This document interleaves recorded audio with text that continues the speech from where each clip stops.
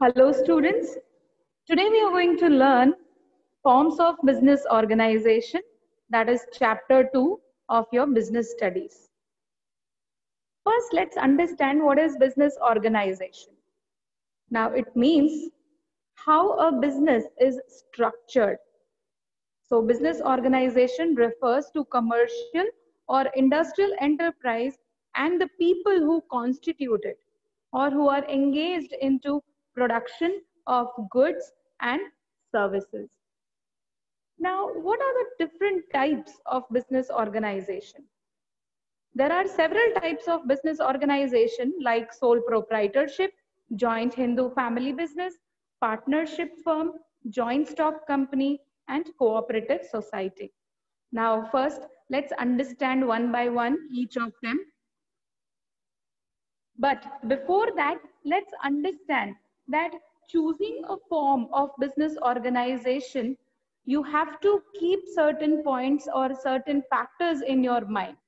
So whenever you're making a choice to start a business organization, you have to think of certain factors before starting a business organization. Firstly, the nature of business is most important factor.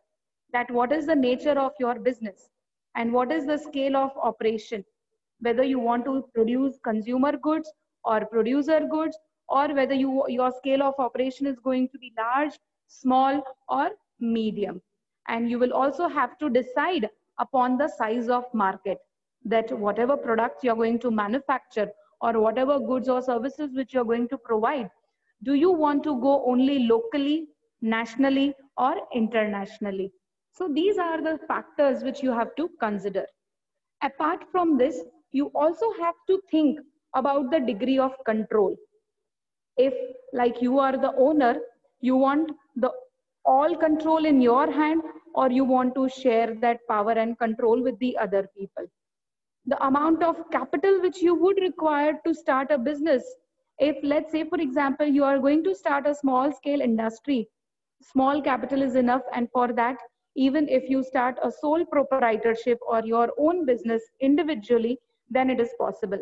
But when you want to start a business on a larger base, then you need more capital. So you also have to think about the amount of capital which is going to be required for the establishment and operation of business. The next factor which you will have to consider is the volume of risk and liability, as well as the willingness of the owner to bear it. If as an entrepreneur, if I'm ready to bear the risk and take up the liabilities all alone individually, then I'll go in for sole proprietorship. But when the person does not want to face more risk into the business and he wants to share his liabilities also, then you can go in for other forms of business. But this volume of risk and the liability which a person is willing to take up or bear, that is one of the factors which you have to consider before starting a business organization. And depending on that, you will choose a perfect form of business organization. The next one is comparative tax liability, that whether all alone a person would be able to bear the tax liability or not. So when any business firm is owned by one person, and then it is called as sole proprietorship, which means that owner and business are the same. And owner is the one who makes all the decision because he is the sole authority or the sole person to take all the decision and control and manage and organize the business functions or operations of business. And it is very easy in terms of reporting and filing because he is the one who's going to take care of all the activities or operations in business. So as I said, that when the ownership and management of business are in control of only one individual, then that form of business is called sole proprietorship.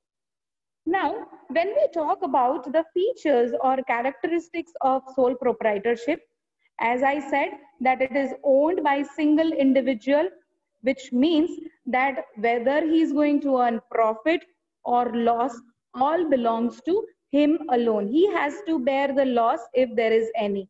And he is going to take up all the profit if he earns profit. So owner is the manager and manager is the owner. And owner is the only source of capital, which means that he has to finance his business.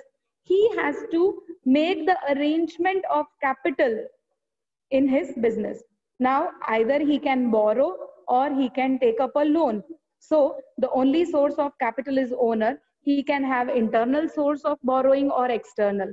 Internal means he can borrow from friends or relatives, and externally he can borrow from any of the financial institutions like bank. But he is the only source of capital. And since he is alone going to bear the profit, all the losses, uncertainty, and risk in the business are bared by him. And the proprietor and business enterprise are same in the eyes of law. So there is no separate legal entity because both the owner and the company are the same in the eyes of law. So if you want to sue a sole proprietor, whether you sue him in the name of the company or in the name of the person, that is the owner, it's all the same in the eyes of law because he is the only single proprietor. Now, talking about advantages of sole proprietorship, it is very easy to form because no such legal formalities are involved in starting sole proprietorship. And it is easy to have control and take prompt decision because there is flexibility in operation. Like if you are the only one in your company and you are a sole proprietor, let's say you are running a restaurant, then you are the only person who has the authority and the control, and you can take all the prompt decision whenever it is required. And you can also make changes in the policies or operations or activities in your business because you are the one who are going to take the decision. So flexibility is present. Nextly, subject to fewer regulation. As I said that there are no more much of legal formality, only few regulations which they have to follow, and it is not subject to corporate income tax. And he is the owner of all the profit as well as the losses. So his liability is unlimited. So in case if there are any losses in his business, then he alone have to bear all that risk and uncertainty.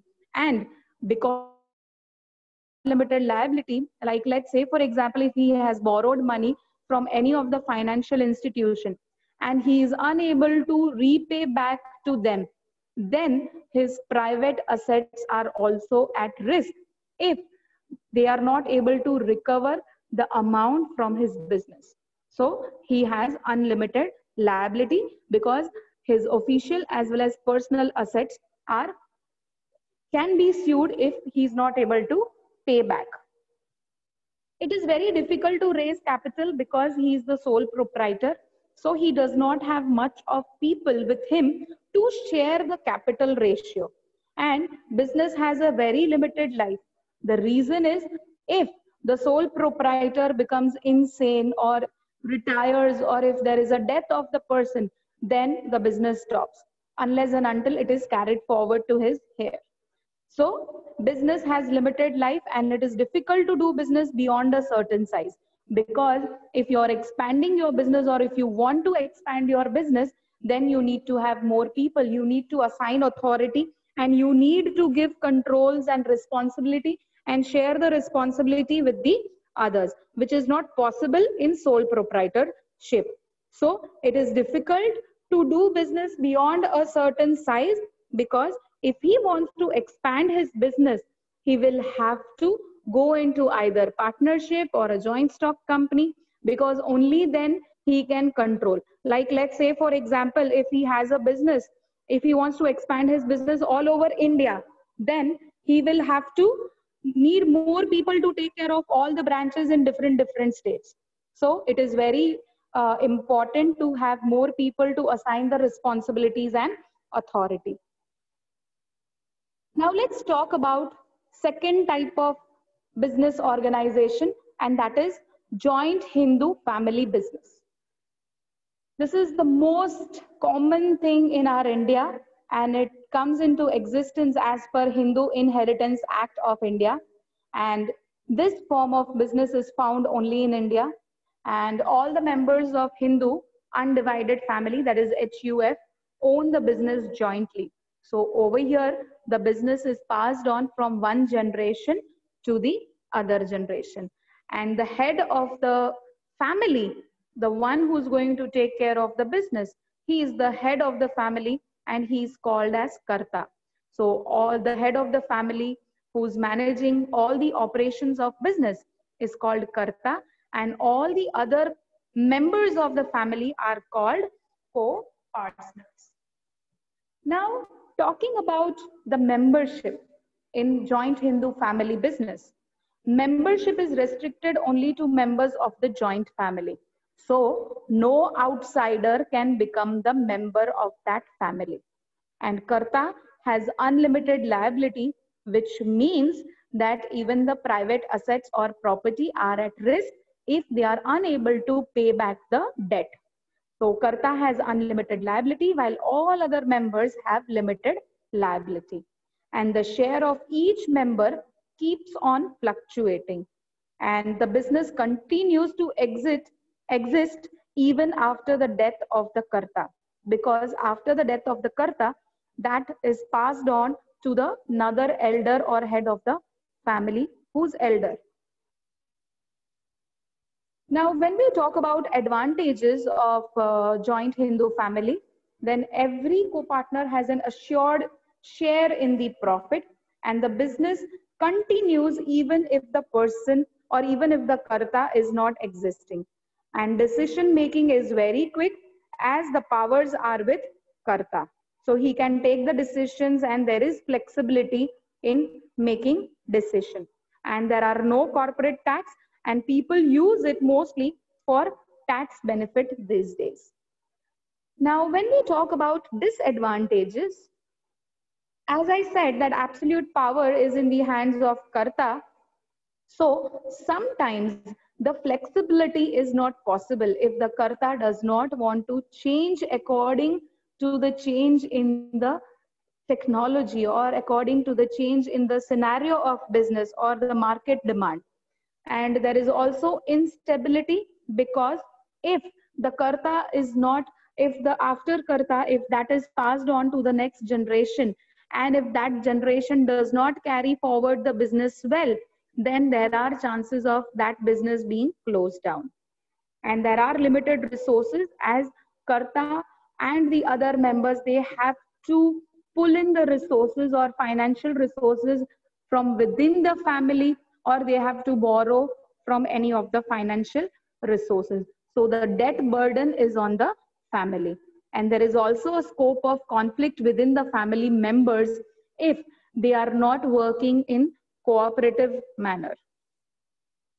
Thank you very much.